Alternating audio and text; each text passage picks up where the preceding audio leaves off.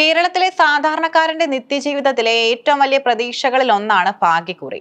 ഒരു ബമ്പർ സമ്മാനം അടിച്ചാൽ ജീവിതത്തിലെ സകല ദാരിദ്ര്യവും മാറുമെന്ന് വിശ്വസിക്കുന്നവർക്ക് മുന്നിൽ പലപ്പോഴും നിയമങ്ങളും നികുതി വ്യവസ്ഥകളും വലിയ തിരിച്ചടിയായി മാറാറുണ്ട്.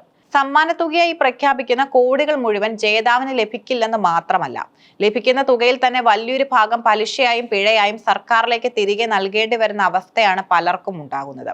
ഇതിന്റെ പ്രധാന കാരണം ലോട്ടറി അടിക്കുന്നവർ ഇന്ത്യയിലെ സങ്കീർണമായ ആദായനികുതി നിയമങ്ങളെ കുറിച്ച് അറിവില്ലാത്തതാണ്. ഒരു ലോട്ടറി സമ്മാനം അടിച്ചാൽ ആ തുക എങ്ങനെയാണ് വിഭജിക്കപ്പെടുന്നതെന്ന് കൃത്യമായി മനസ്സിലാക്കേണ്ടതുണ്ട്. ഉദാഹരണത്തിന്, ഒരാൾക്ക് 1 കോടി രൂപ സമ്മാനം ലഭിച്ചു എന്ന് കരുതുക. ഈ തുക എങ്ങനെയാണ് കുറയുന്നതെന്ന് നോക്കാം. സമ്മാനം ലഭിക്കുന്ന ടിക്കറ്റ് വിറ്റ ലോട്ടറി ഏജന്റ് ആകെ തുകയുടെ 12% നൽകണം. അതായത് 1 കോടിയിൽ 12 ലക്ഷം രൂപ ആദ്യം തന്നെ ഏജന്റിന് ലഭിക്കുന്നു. ബാക്കിയുള്ളത് 88 ലക്ഷം രൂപയാണ്. ലോട്ടറി വകുപ്പ് സമ്മാനത്തുക നൽകുമ്പോൾ തന്നെ 30% നികുതിയായി പിടിക്കും. ഇത് ബാക്കിയുള്ള 88 ലക്ഷം രൂപയുടെ അടിസ്ഥാനത്തിലല്ല, മറിച്ച് ഏജന്റ് കമ്മീഷൻ കഴിച്ചുള്ള തുകയുടെ മേലാണ് ഈടാക്കുന്നത്. അതായത് ഏകദേശം 26.40 ലക്ഷം രൂപ ലോട്ടറി വകുപ്പ് പിടിച്ചുവെക്കും. കമ്മീഷനും നികുതിയും കഴിഞ്ഞ് ഏകദേശം 61.6 ലക്ഷം രൂപ മാത്രമാണ് ജേതാവിന്റെ ബാങ്ക് അക്കൗണ്ടിലേക്ക് എത്തുന്നത്. 1 കോടി അടിക്കുമ്പോൾ ഏകദേശം 40 ലക്ഷത്തോളം രൂപ സർക്കാർ നേരിട്ടും ഏജന്റ് വഴിയും ഈടാക്കുന്നുവെന്ന് ചുരുക്കം. എന്നാൽ കഥ ഇവിടെ അവസാനിക്കുന്നില്ല. എന്നാൽ യഥാർത്ഥ നികുതി ബാധ്യതകൾ തുടങ്ങുന്നത് ഇതിനു ശേഷമാണ്. ലോട്ടറി വകുപ്പ് 30% നികുതി പിടിച്ചു എന്നതുകൊണ്ട് ജേതാവിന്റെ നികുതി ബാധ്യത അവസാനിക്കുന്നില്ല. ഇന്ത്യയിലെ ആദായ നികുതി നിയമപ്രകാരം വ്യക്തിഗത നികുതിക്ക് പുറമെ ചില അധിക ബാധ്യതകൾ കൂടെയുണ്ട്. അടയ്ക്കേണ്ട ആകെ നികുതിയുടെ 4% സെസ്സായി നൽകണം. ലോട്ടറി വകുപ്പ് ഈ തുക പിടിക്കാറില്ല. ഇത് ജേതാവ് പിന്നീട് ആദായ നികുതി റിട്ടേൺ ഫയൽ ചെയ്യുമ്പോൾ നേരിട്ട് അടയ്ക്കേണ്ടതാണ്. ഒരു സാമ്പത്തിക വർഷം ഒരാൾക്ക് ലഭിക്കുന്ന വരുമാനം 50 ലക്ഷം രൂപയ്ക്ക് മുകളിലാണെങ്കിൽ നികുതിയുടെ 10% സർചാർജായി നൽകണം. 1 കോടി അടിച്ച ആൾക്ക് കമ്മീഷൻ കഴിഞ്ഞ് ലഭിക്കുന്ന 88 ലക്ഷം രൂപ വരുമാനമായി കണക്കാക്കുന്നതിനാൽ അദ്ദേഹം ഈ 10% സർചാർജ് കൂടി നൽകാൻ ബാധ്യസ്ഥനാണ്.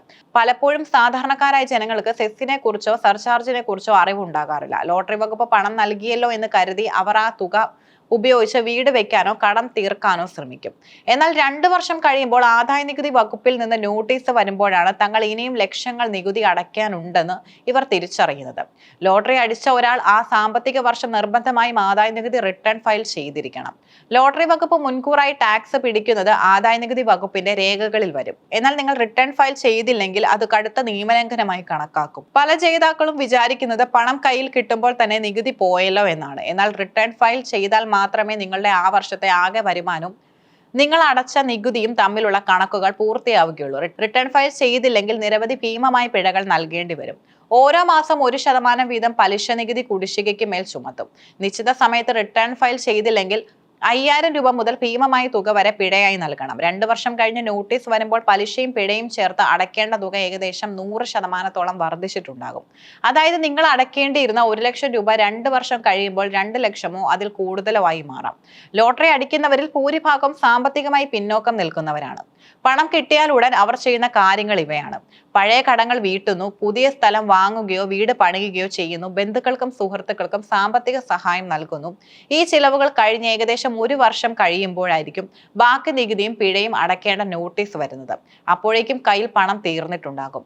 പുതുതായി വാങ്ങിയ സ്ഥലം വിറ്റോ അല്ലെങ്കിൽ പണിത വീട് ഈട് വെച്ചോ നികുതി അടയ്ക്കേണ്ടി വരുന്ന അവസ്ഥ ഇന്ന് പല ഭാഗ്യവാന്മാർക്കും സംഭവിക്കുന്നുണ്ട്. ആദായ നികുതി വകുപ്പ് കർശനമായ നടപടികൾ സ്വീകരിക്കുന്നതിനാൽ സ്വത്തുവകകൾ കണ്ടുകെട്ടുന്ന സാഹചര്യം വരെ ഉണ്ടായേക്കാം. ലോട്ടറി അടിക്കുന്നവർ നിരവധി കാര്യങ്ങൾ ശ്രദ്ധിച്ചാൽ വലിയൊരു പരിധി വരെ നികുതി കെണിയിൽ നിന്നും രക്ഷപ്പെടാൻ കഴിയും. പണം കയ്യിൽ കിട്ടിയാൽ ഉടൻ തന്നെ ചാർട്ടേഡ് അക്കൗണ്ടിനെയോ ടാക്സ് പ്രാക്ടീഷണറെയോ കണ്ട് നികുതി ബാധ്യതകൾ കൃത്യമായി മനസ്സിലാക്കുക. ലഭിച്ച തുകയിൽ നിന്ന് ഭാവിയിൽ അടയ്ക്കേണ്ട സെസ്സും സർചാർജും നികുതി ഉപദേശകൻ പറയുന്നതനുസരിച്ച് ബാങ്ക് അക്കൗണ്ടിൽ തന്നെ സൂക്ഷിക്കുക. നിശ്ചിത സമയപരിധിക്കുള്ളിൽ തന്നെ ആദായ നികുതി റിട്ടേൺ ഫയൽ ചെയ്യുക. നികുതി ബാധ്യതകൾ തീർത്തതിനു ശേഷം മാത്രമേ വലിയ നിക്ഷേപങ്ങൾക്കോ വസ്തുവകകൾക്കോ തുനിയുകയുള്ളൂ. ലോട്ടറി വഴി ലഭിക്കുന്ന കോടികൾ ഒരു അനുഗ്രഹമാണെങ്കിൽ അതിനോടുള്ള നിയമപരമായ ബാധ്യതകൾ കൂടി നിറവേറ്റപ്പെടണം. ലോട്ടറി വിൽക്കുന്നതിലൂടെയും സമ്മാനത്തുകയിൽ നിന്ന് നികുതി ഈടാക്കുന്നതിലൂടെയോ സർക്കാരിന് വലിയ ലാഭം ഉണ്ടാകുന്നുണ്ടെങ്കിലും ഈ പണം കൈകാര്യം ചെയ്യുന്ന സാധാരണക്കാർക്ക് ആവശ്യമായ സാമ്പത്തിക അവബോധം നൽകാൻ സർക്കാർ തലത്തിൽ വലിയ സംവിധാനങ്ങളില്ല. അതുകൊണ്ട് തന്നെ ഭാഗ്യം കടാക്ഷിച്ചാൽ നികുതി കുരുക്കിൽ പെടാതിരിക്കാൻ സ്വയം ജാഗ്രത പാലിക്കേണ്ടതും അത്യാവശ്യമാണ്.